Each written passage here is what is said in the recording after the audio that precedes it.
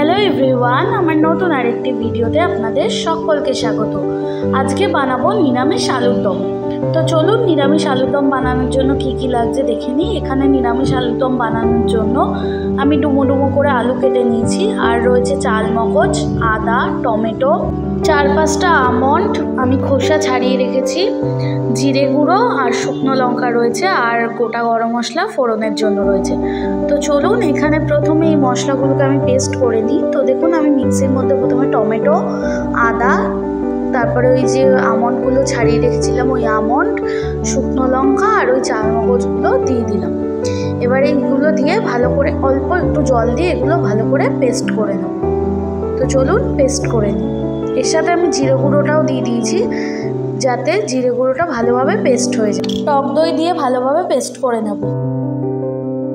আমার এখানে পেস্টটা হয়ে গেছে। এবার কড়াই গরম করে কড়াইতে সর্ষের তেল গরম করে নিচ্ছি। সর্ষের তেল গরম হয়ে গেলে আলুগুলো একে একে দিয়ে দিলাম।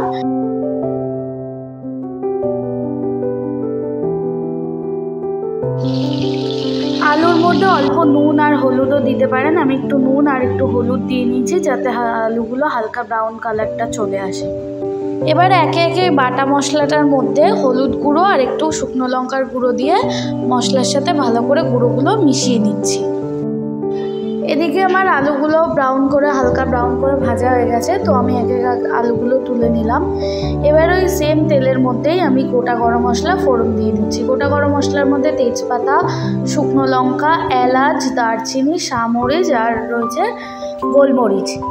এবার এই মশলাটা একটু ভালো করে পুড়লে, গোটা গরম মশলার সুন্দর একটা গন্ধ বেরোতে শুরু করলে ওই যে মশলাটা আমরা বাটিতে ঢেলে নিয়েছিলাম ওই মশলাটা ভালো করে দিয়ে দিলাম। এবার এই মশলাটা দিয়ে খানিকক্ষণ নাড়াচাড়া করে মশলাটা থেকে যতক্ষণ না তেল ছাড়বে ততক্ষণ মশলাটা কষাতে হবে। মশলাটা খানিকক্ষণ নাড়াচাড়া করে এর মধ্যে একে একে চিনি আর একটু নুন দিয়ে ভালো করে মিক্স করে নেব।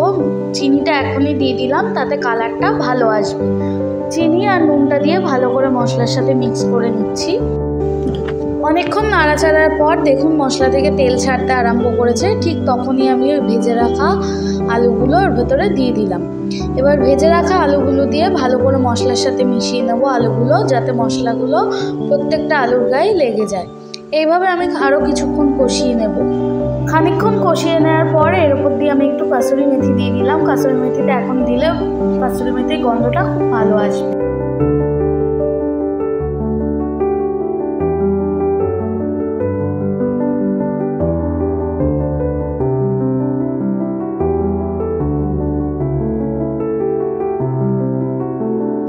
কাসুরি মেথি দিয়ে ভালো করে নাড়াচাড়া করে নেব। অনেকক্ষণ ধরে নাড়াচাড়া করে এটাকে কষিয়ে নিয়েছি ভালোভাবে।